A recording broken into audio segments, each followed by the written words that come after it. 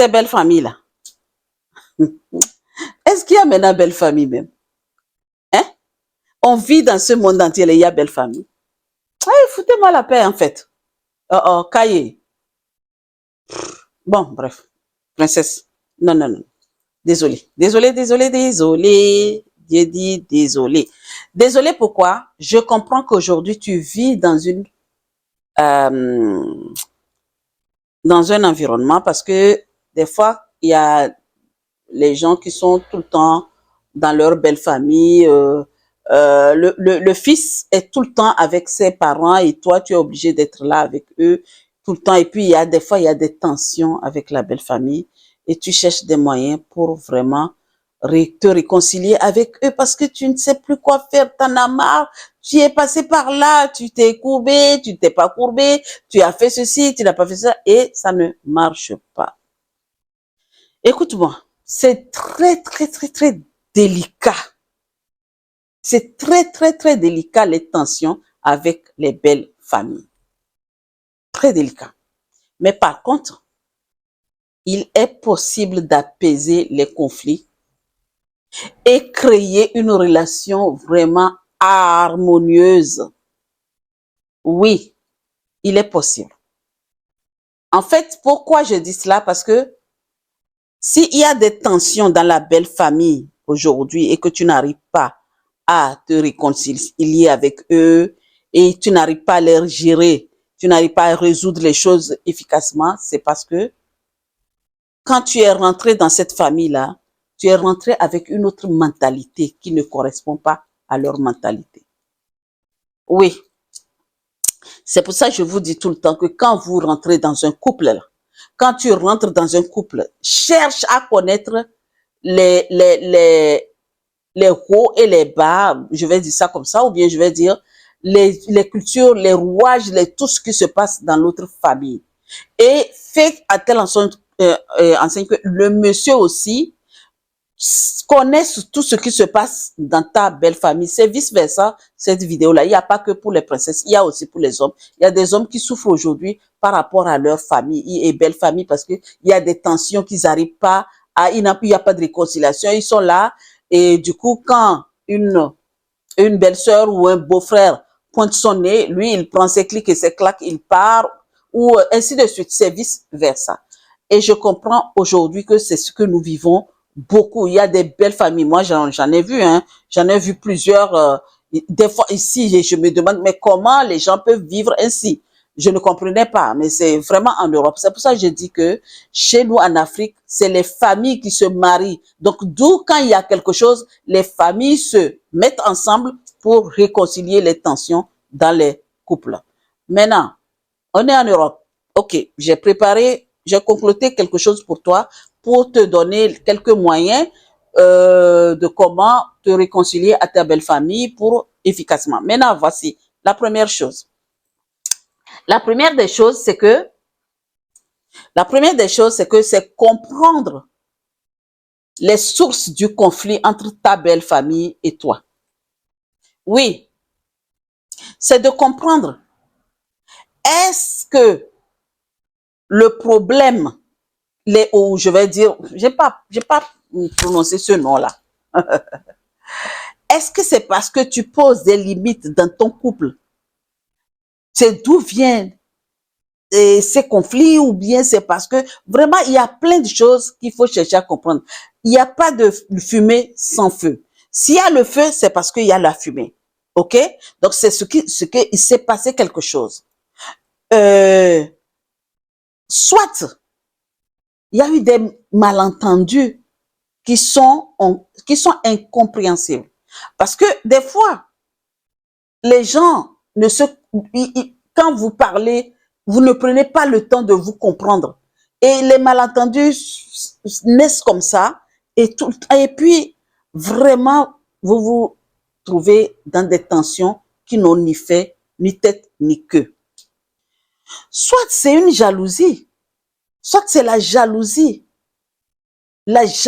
de quelqu'un de la belle famille surtout, et je m'en fous, hein, mais les belles sœurs là, vous allez encore venir commenter là. Surtout, il y a des belles-sœurs, quand elles ne trouvent pas mari à se marier et que leur petit frère ou leur frère a femme là, cette jalousie fait que ça crée des tensions. Elles sont capables d'aller chercher des histoires quelque part pour venir mettre sur toi. C'est pour ça que je dis, il faut comprendre la source des conflits. D'où vient cela?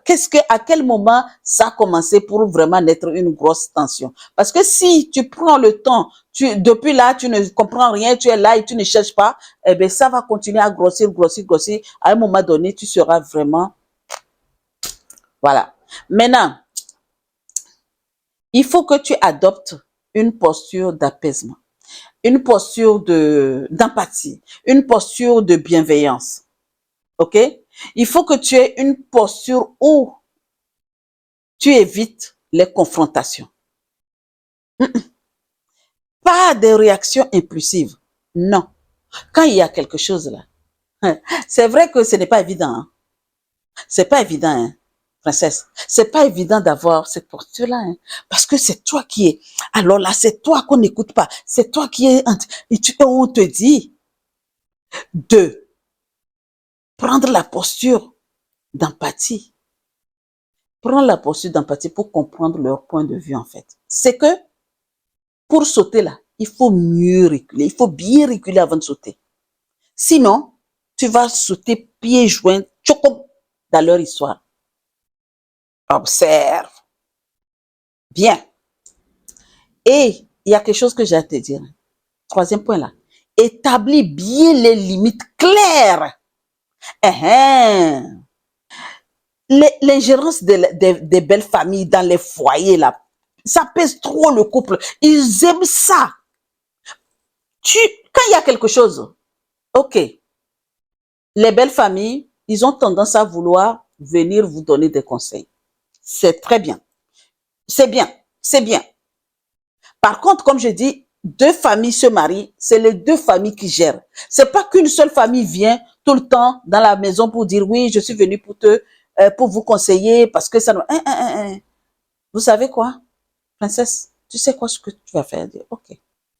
Comme je t'ai dit de prendre la posture d'empathie là. Quand ça répète comme ça, mais en posant des limites, tu dis ok, vraiment merci, je comprends et j'apprécie vos conseils. Mais nous aimerions prendre le temps tous les deux et décider ce qui est pour nous. Mais dans le calme, quoi, avec bienveillance.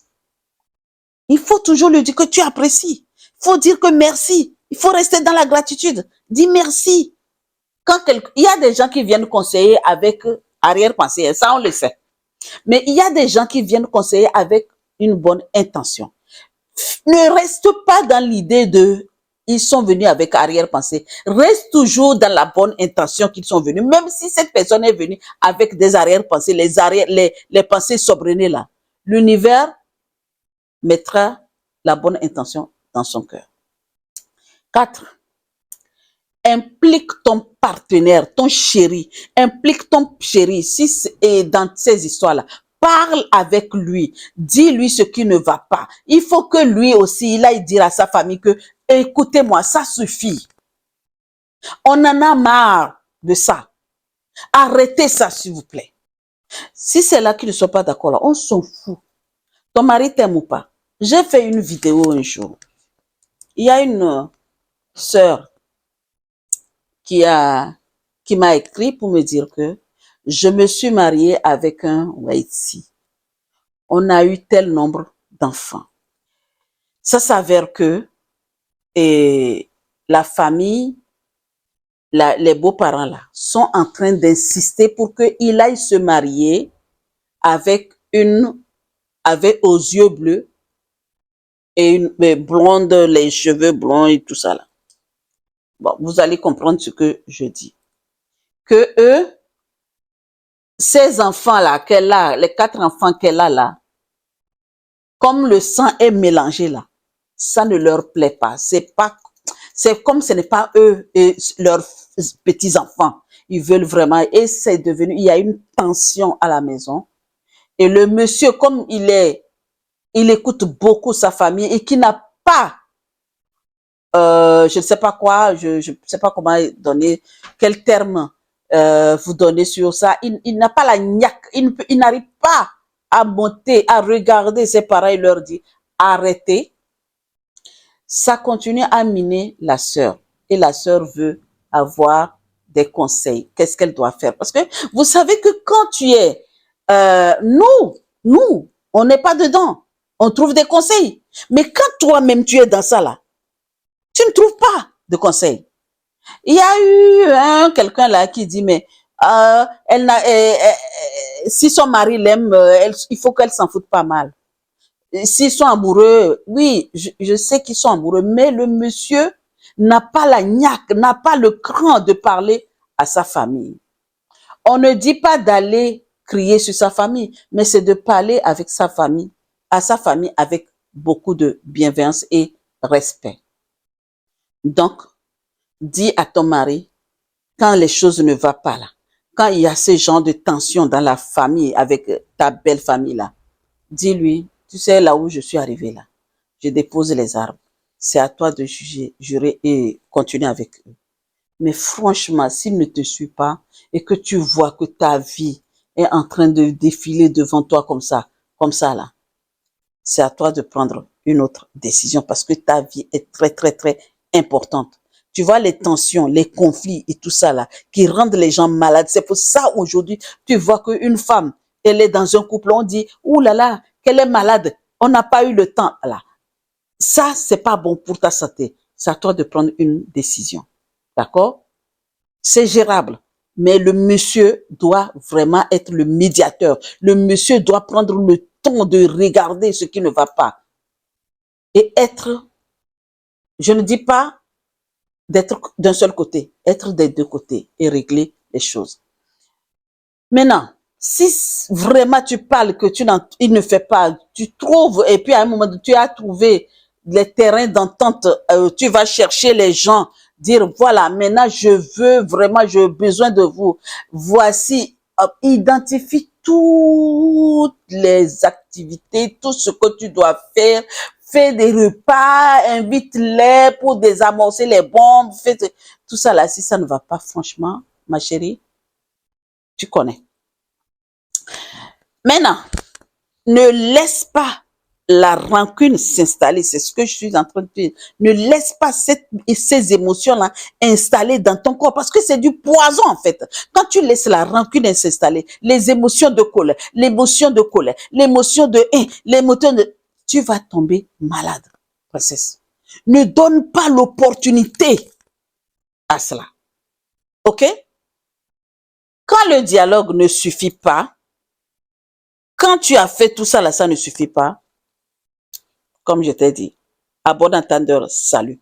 Prends le recul. Prends ton recul. N'y va plus. Faut pas aller. Ne va pas dans la belle famille. Moi, j'en connais des gens qui ne vont pas dans leur belle famille. Parce que elle se dit, et je dis, je ne veux pas raconter l'histoire de la fille, mais c'est qu'aujourd'hui, la fille est arrivée à un niveau où elle ne va plus dans la belle famille. Quand ils se rencontrent hors quelque part, bonjour, bonsoir, elle a gardé ce respect, elle les respecte, elle les salue, mais elle ne va plus. Tellement que le monsieur n'arrivait pas à être le médiateur pour mettre au là, elle a fini par comprendre que, ok, je me suis mariée à un homme qui n'a pas la force de pouvoir agir. Donc, comme elle ne va plus, elle ne voit plus. Comme on dit, ce que les yeux ne voient pas, le cœur ne fait pas mal. Donc, quand elle ne va plus, c'est fini. Tout va bien. Tout va très bien. Elle a essayé, ça n'a pas marché. Ok. Elle a laissé. Si tu n'arrives pas, ben va chercher un médiateur quelque part, va chercher quelqu'un de... Mais de toute façon, tout ça là, ça ne vaut pas la peine, ma chérie. Tu as fait tout ça là avec... Surtout ton mari, qui n'arrive pas à trouver la solution, laisse tomber. C'est lui la clé. C'est à lui de trouver des solutions. Maintenant, écoute, en résumé, comprendre l'origine de la tension. Adopte une posture d'apaisement. OK? Reste tranquille, sereine, cool. Évite les confrontations directes. Il faut que tu privilégies le dialogue avec beaucoup de respect. Privilégie ça. Beaucoup d'empathie dans ta vie. Reste empathique et bienveillante. D'accord? Établis les limites claires. Et implique ton mari dans cette histoire-là. Implique-le. Quand il y a quelque chose là, dis chérie, viens t'asseoir là, on va parler. C'est à toi d'aller voir ta famille et mettre les points sur les i. Ok? Mais en faisant tout cela et que tu vois que ça ne va pas, continue à chercher, trouve un terrain d'entente. Tu as dit à ton mari, il ne fait pas, ok, continue, trouve un terrain d'entente. Si c'est là que ça ne va pas, eh bien, lâche prise, ne nourris pas la rancune, laisse tomber et prends du recul nécessaire pour préserver ta vie. C'est pas la peine d'aller chercher de midi à 14 heures. Pourquoi? Oui, si quelqu'un te dit, c'est moi qui ai dit, oui, j'ai dit ça, ne va pas. Ok? La patience, le respect, la communication favorisent tout. Ça favorise une meilleure collaboration avec ta belle famille. Tu fais tout cela et que ça ne favorise pas, laisse tomber. Prends tes clics et tes claques et que ton mari, si tu vois que ça te rend malade, n'y va plus. N'y va pas, ne va pas. Ne les rencontre plus. Laisse tomber. Maintenant, voici, ma princesse, toi qui m'écoutes, et que tu as eu ces genres de tensions dans ta belle famille, et tu as réussi à mettre des points sur les i, et que tout va bien aujourd'hui, eh bien, bravo. Donne-nous quelques stratégies que tu as pu utiliser. Maintenant, toi qui m'écoutes, qu'aujourd'hui tu vis cela, et que le mari ne fait rien, tu te retrouves seule avec tes enfants, il ne fait rien. Franchement, princesse, on s'en fout. Tu es une princesse ou tu n'es pas une princesse? Tu sais quoi? Dis que le chien aboie et la caravane passe. Tu t'emballes les... D'accord? Et passe, fais ce que tu veux. Ne les regarde pas. C'est ce que j'ai dit. Tout ça là, écris-nous dans les commentaires. Ok? Je sais ceux qui vont dire des commentaires sobre lui et je m'en fous.